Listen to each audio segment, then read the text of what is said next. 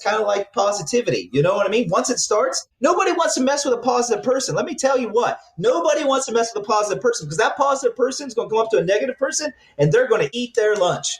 Positivity is powerful. So if somebody says, if you, why, you know, you're so positive versus negative, well, because positivity is powerful.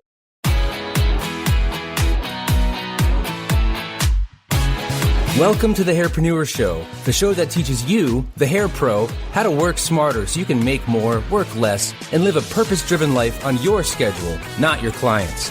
I'm your host, Ryan Weeden, and each week I'll teach you awesome, actionable ways to tap into your personal greatness. Through marketing, mindset, and confidence training, it's time to unlock the next level of you. Let's grow.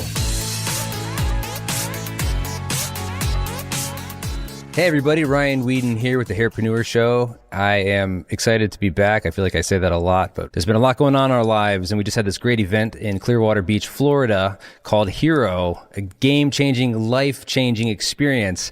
And with me today I have my best friend, Rob Smith, who was one of the biggest helps in putting this show together. He is also the future COO, hopefully, of Masters of Balayage. Welcome to the Hairpreneur stage, Rob. What's up, buddy? Good to be here. What's up, man? It's funny seeing you right now because you've got this gaming headset on. Like you're going to be playing Call of Duty or something. Your big dog in the background. He says, hey, what's up? What's up, Bo? Dogs are welcome on this podcast. He's my motivation. So our event just wrapped up on, what was it, on Sunday. We had Saturday, Sunday. This event was incredible. If you saw it on social media, you probably had some serious FOMO. If you were there, you're probably going into this week with supercharged energy, and we hope that it was a life-changing experience. I know on my end, and probably for you too, Rob, there's a little bit of a hangover at the end of it, where it's like you have all this build-up until the event, and then it finally happens, and then poof, it's over, right? And then you're like, okay, weight's been lifted now. How do you adjust to kind of going back into like, well, I think what's the next one of the things project? about the show that you do is what you just spoke on actually is you want to pour everything out and connect with the audience, you know, to where everybody feels like it's unity. But while you're doing it, you don't realize how much you're exerting from yourself. You know, when you're on stage, because it's coming from the heart and you're giving it everything you can to the audience. You want them to feel what you feel, but you really got to be in touch with them. You know, you got to be in tune, and you do that for days straight, right? And when you're done, it's like, oh, you know. But what also leaves you after you're done is, since you poured everything into it, is you know, your body it takes a toll on you too. So you need recuperation, you know, afterwards, because you put everything into it. And if you ever go on stage, if you don't feel that afterwards, then you really didn't really put everything into it. So it's a good thing, if that makes sense. It's a good thing you feel that. That means you gave it your all. You wanted everybody to feel what you were trying to say. And if you can walk off that stage knowing that you at least need 2 days to recuperate, you've done your job. You'll like this analogy where if you're a sports guy, you took it to a whole different level than I did, but I was a sports guy too for most of my adolescence, where coaches would tell you, you know, go out there and leave it on the field, right? Leave everything you got on the field. It's kind of like this too. It's like you leave it on the stage. You couldn't have said that any better. That's true. That's basically leave it all on the stage. There, you know, in the sports world, for any of those sports enthusiasts that listen in here, it's as soon as those lights come on, you step on the field. You do not want to step off that field knowing that you didn't leave everything out there. That's exactly right. So when you leave that stage, that is your field. You left it all on the field, and that's all you could do. That's well said, man. Right. And this is our second Hero event. The first one was last year, 2 weeks before the world shut down from COVID. And then we had this next one, and it was, we leveled up so much to have this experience. We had more people. We doubled everything. I mean, we doubled everything from capacity to revenue to the investment into it as well, because we have this, instead of having one person doing all of the AV and the lights, and, you know, only one person could do so much. And we needed a team last year. We needed a team this year, and we had a team this year. We didn't last year. Leaps and bounds better this year. We learned so much from last year. But what was I getting at? I was getting at that you and I have both grown so much since then. We were both on stage last year, and although we went out there and did the best we knew how to do, we went out there and left it all on the stage. This year, I feel like we had evolved so much even in just a year, where watching you on stage versus last year, and even me going out on stage last year, going out on this year, I feel like we crushed it, man. I feel really good about it. We just like felt more free, more comfortable, and we were focused on the experience in our audience. We were focused on changing their lives and giving them and I think the first year we went out there and did it, you know, we had this vision of what we wanted it to be, what we wanted to send as a message, but we hadn't actually experienced it yet. But we saw it in our minds, right? We saw what we wanted to do. We wasn't quite sure in our minds. We knew how we wanted the crowd to receive it, but we wasn't quite sure how the crowd would receive it, because nobody's really done that in this industry, if you think about it. But we wanted to take them in an inspirational path that, you know, it has a little bit of technical with hair and so forth, but it was more really getting in touch with your inner hero and really becoming inspired. So we went through our first year and the results were phenomenal. Nowhere near what we were able to do the second year.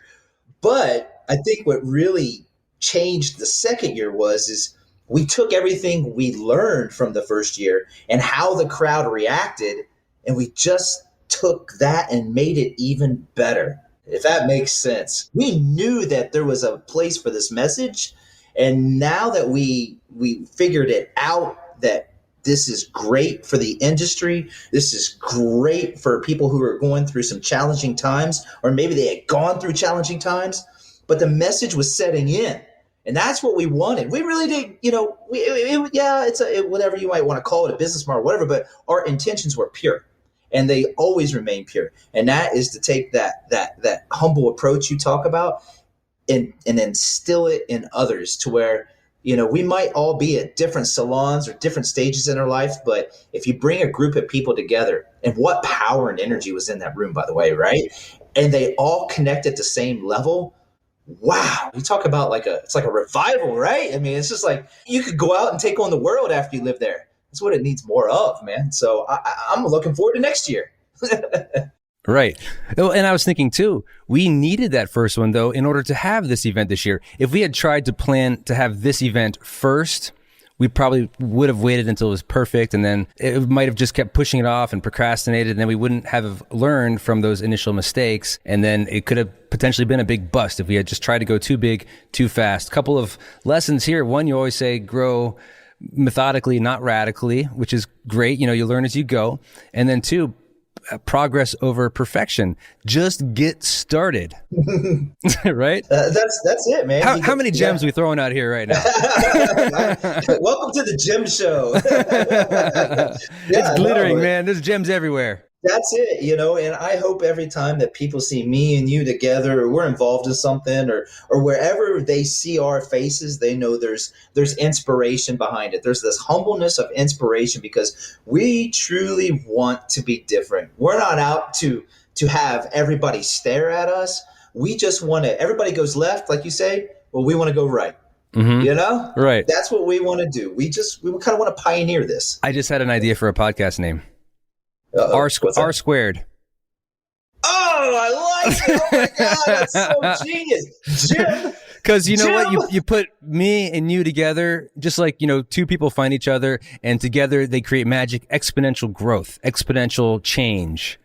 That R squared. Absolutely. So it's you know, we're for those listeners out there, what we're trying to do is we want to have our own podcast, you know, aside from the Hairpreneur show here, because this is geared toward hairdressers, but we also want to have one that helps non-industry specific people achieve their dreams and follow their dreams in their own soul's path. So we're coming up with trying to find the direction to go with that. And I think absolutely we could be onto something there. Oh no, I think that's genius. I think that's it. Welcome to R squared. And that also means double the energy. So before you step foot into that podcast, you listen to it, you better be prepared for energy, because that's exactly what's going to come from it. Right. And yeah, exactly. And one of the ways we tap into that is Celsius, which we're not quite sponsored by them yet, but hopefully we'll be sponsored by them soon, because it is a delicious energy drink.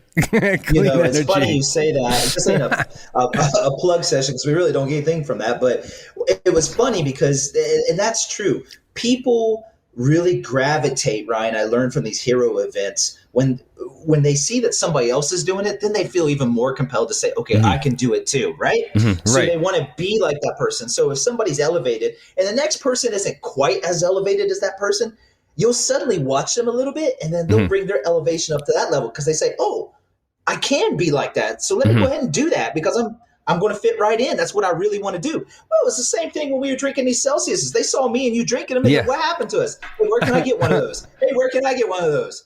You know, we were out of them, and then we were freaking out because we didn't have enough. We sent somebody out to find some, and they came back with about 14. Yeah, exactly. And they were pretty much all gone in 2 days. Right. But no, it's true, man. The humbleness of this event, people just reading some of the feedback and just these wonderful people that attended. And like I said, I always say this, it doesn't matter if we have 700 people. If we can walk away, just touch one person, we've done our job. You know, we've done our job. In this case, it seems like we touched many, but it's a great feeling to know that we can go out there and spread a different type of word that this industry so desperately needs in a time like this. That's inspiring and showing them light, and we're in it with them together. And if you keep this unity and you keep, like I say, keep that wood on the fire, you're going to make it through this strong and powerful. Don't allow your fire to burn out. This isn't forever, guys. This right. The hardest thing to do is get started. And then once you get that momentum going, a body in motion stays in motion. It's Newton's law, right? And it's a lot easier to keep something in motion when it's going, right? But it's a lot harder to start from nothing and then get started again. You know what I mean? So a lot of people in their lives, and I've done this in my life, and I'm sure you have it sometimes too. It's like we start and we stop. We start and we stop. We start and we stop until we find that fire that's going to really keep us going. And then we don't stop anymore. We just keep going, even if it's just a baby step here and there, but you keep that motion moving forward, and then the world starts to open up for you. New opportunities open up for you. And that's when the magic happens. You know, that's so true, man. And you hit the nail on the head. You know, these analogies we throw out of sports variations or something totally different. So true, because, you know, I was just thinking the same thing. Like if you push a big boulder and you start to push it down a hill, it's tough to push at first, right? It's heavy. You're pushing it, man. You're putting all your effort into it. But you know, if you can just get it to where that hill goes downhill, that thing's going to take off and it's not going to stop, right? And then what happens when that big boulder gets rolling down that hill? You're like, wow, look at it go. And what happens? Everybody gets out of its way because it's coming down hard. Don't get in my way. It's kind of like positivity. You know what I mean? Once it starts, nobody wants to mess with a positive person. Let me tell you what. Nobody wants to mess with a positive person because that positive person is going to come up to a negative person and they're going to eat their lunch. Positivity is powerful. So if somebody says, if you write, you know, you're so positive versus negative, well, because positivity is powerful. Right. It really is. You know, I got another analogy here. This is kind of like a real life analogy for people that might not exactly understand about the whole rock pushing thing, and which I mean, it's obvious in our heads like what it means, but like, okay, I just thought this was kind of funny. It's like pushing furniture. It's like, you know, say you're pushing a heavy desk or heavy dresser, you got all the clothes in it, it's heavy, right? But you got to move it or you got to pull it out or something. You know, you're just rearranging the room. You put all of your might into getting it moving, right? But then once you start to move it, it just starts to go. It starts to go. And then it takes a lot less effort to keep pushing that giant dresser to where you want it to go, right? And I feel like a friend like you or a coach is like taking those furniture moving pads and putting them underneath. So it's just like, you just slide it. And you get success a lot faster, right? Yeah. I've moved a lot of furniture in my life. I can tell. Yeah. Well, you know, that's true, man. I mean, it's kind of like that little extra, you need that extra help, right? Don't be afraid to go get it or ask for it. Don't be afraid to use those sliders. You know, it makes it it's more simple, smart. Right. You know, if you think about it, you know, utilize what's given to you, man.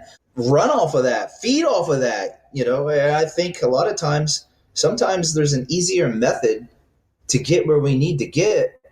We just don't see it.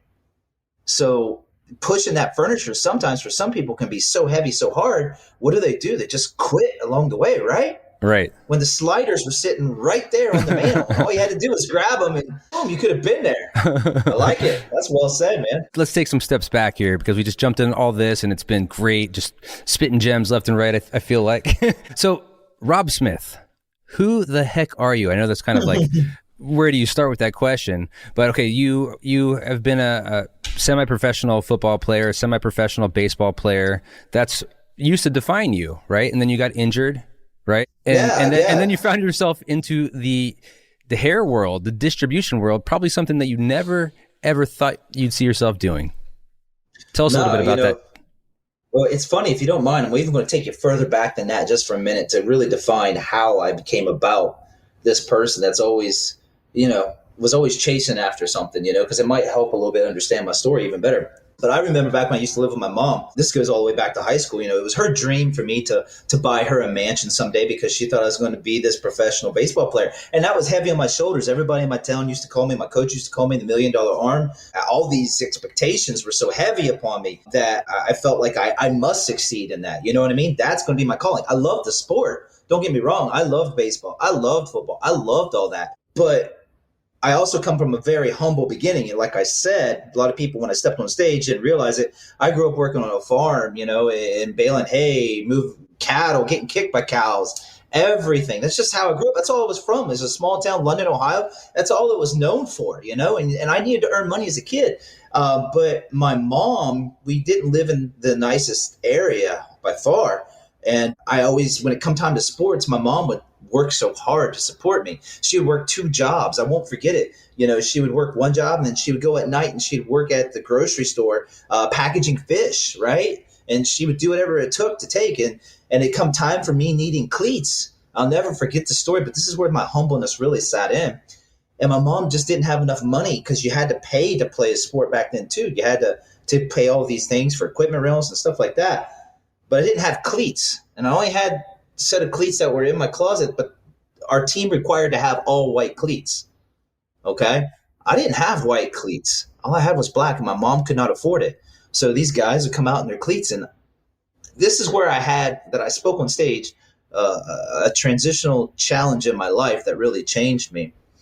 I could have quit because of being embarrassed that I didn't have any white cleats, but I was a great athlete, so I knew we would figure out something eventually. I could have went and asked people for help, but I didn't do any of that. I said, you know what, I'm going to make this happen. So this funny story about this is I found white shoe polish. And I went, and true story, and I sent you a picture of it when you get time. Look at my cleats. I took white shoe polish, Ryan, and I painted my entire cleats with white shoe polish white. And it worked. And they looked white. I played, and they looked not the most fabulous white, but right. You know what? For what I could do to get by with at the time, it did the job. And you ever want to look back and get a good little laugh, you'll see me standing with my mom, and there's my white shoe polish cleats. If you zoom in, you'll see the shoe polish. So that was a moment that I said, you know what? I'm not going to put this burden on my mom. She's doing everything she can do. I'm going to figure this out. I'm going to fight through it and make this happen. And I did, and it worked for me. So that took me on to knowing that I can do anything if you put your mind to it. It doesn't necessarily require money. It just requires you to constantly be thinking of how can I do something. Don't shut your mind down. If somebody tells you no, okay, I'm going to go around. And that was my mentality at a very young age. I'm not going to be stopped. So moving into the whole who's Rob Smith story, well, yes, of course I went on and I played college baseball, and then I ended up playing semi-professional and the same thing in football. But then I got into, like you said, on stage into this hair industry, and never once in my entire life did I ever think that I would be in this industry, but it found me. I had a business background going into that. My first job was, kind of leading you up to this industry, was after college, was going and playing baseball at the same time. I needed a little extra cash.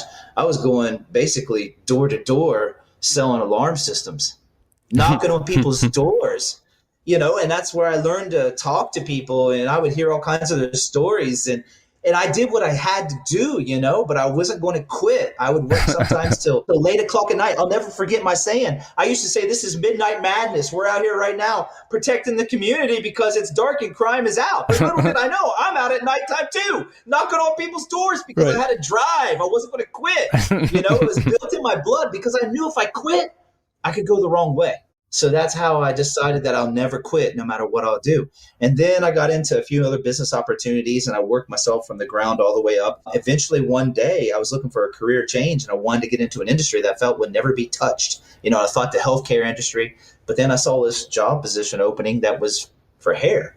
And I thought, man, that's something that people are always going to need. They're always going to want to do. And I read the qualifications. I had the business aspects of the position that I wanted to apply for. So I just said, you know what? I'm a long shot. I'll put it in. True story. I'll never forget the day I got a call to show up for that interview. It was at a hotel here in Orlando. And I showed up in my suit and everything, business type, ready to go. And this is my first time really being around hairstylists. Well, there must have been a line of probably about 8 people in front of me just waiting to get interviewed. And they were all dressed in like T-shirts and jeans. And I'm in this suit. And I'm thinking, man, I'm way overdressed, man. What's going on? Did I read this description wrong? And finally, it came up to my turn for the interview. And I will never forget this. I won't mention any names, but the gentleman who interviewed sat across from me. And I said this, and these were my opening words. I said, listen, I sat here all day. I don't want to waste your time. I'm not a hairstylist. And be quite honest with you, I buy my shampoo at the grocery store. I don't know anything about it.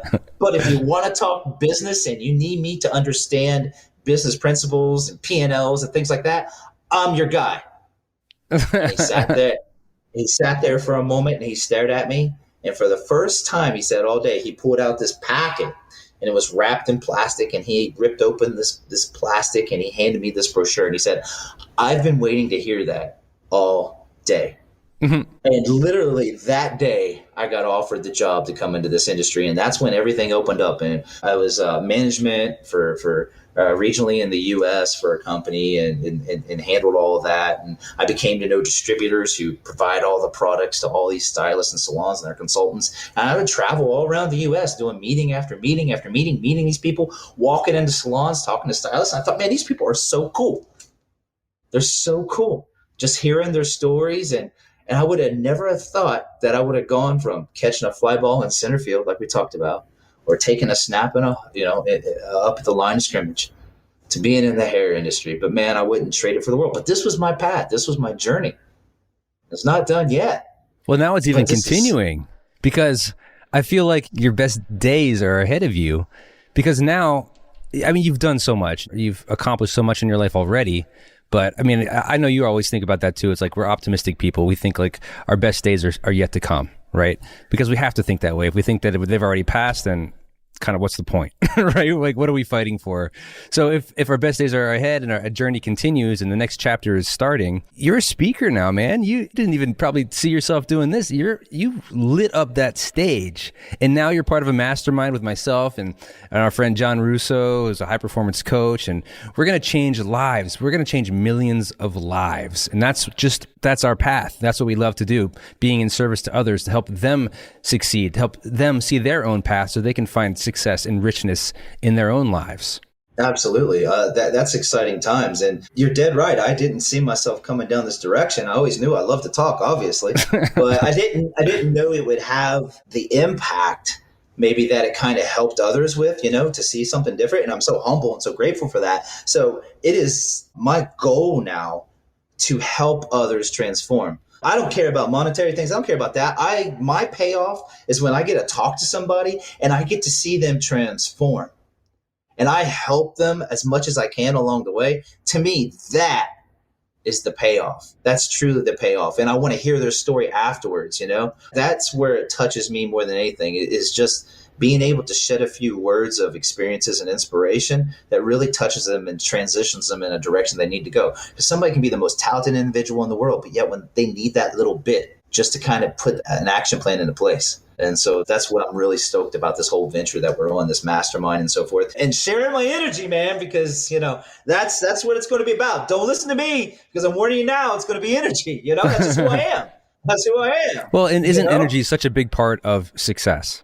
Yeah, it's a major part of success. To be honest with you, it gets me going every day. And the energy, I've put a lot of thought into this. It's a funny point you talked about, but the energy comes from positivity. So again, like I told you, the negative, the positive. If you take the positive and you say, well, where do you get all the energy? It's because the positivity is so tremendous, and you keep stacking it, it exudes energy, comes out all the time, you know? And on a moment's notice, if something's down, you can literally tell yourself, I got to let out my energy, and boom, it just comes right back to that positive state. You have so much control once you just go into that positive direction and you surround yourself with those positive people. So yeah, people might make fun of me sometimes because of my energy. And if they do, I know why. Because they want it too, right? Yeah, it's a jealous thing. Too. Right. Yeah. I want that energy. I have my own energy, but I mean, I want your energy. You've got you're bubbling with energy all the time, and confidence as well.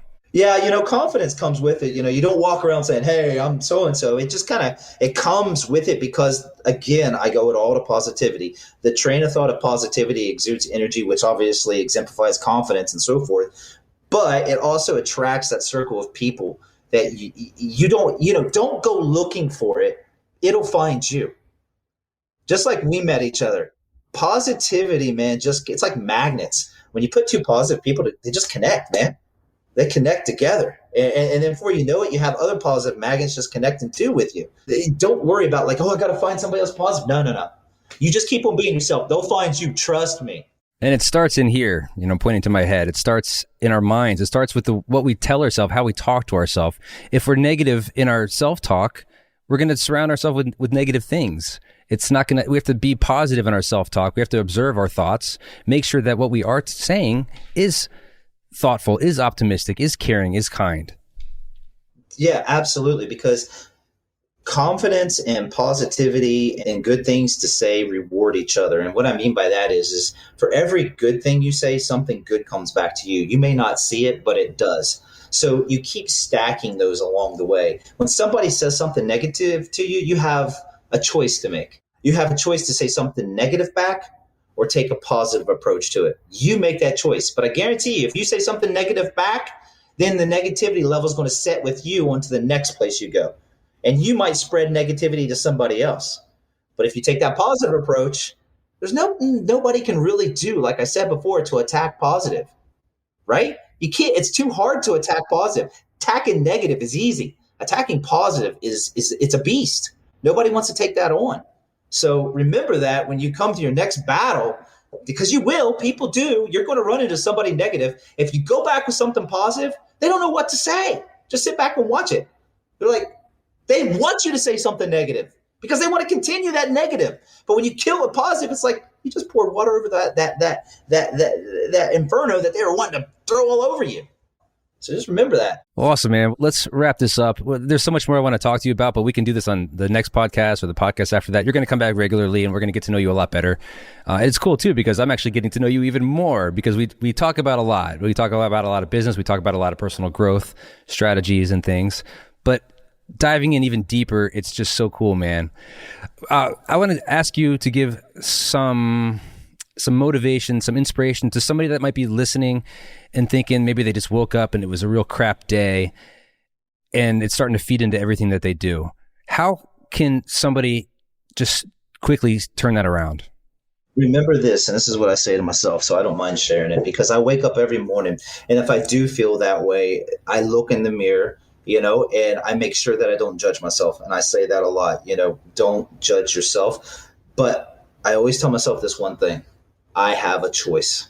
Nobody can take away my choice. Today, I have a choice to say, I'm going to let this affect me all day, which is going to do nothing but hurt me all day, and probably others. Or I have a choice to look at the positive side of things, which is going to do nothing but help me all day and help others. It's as simple as that. And that's all I say. Bam.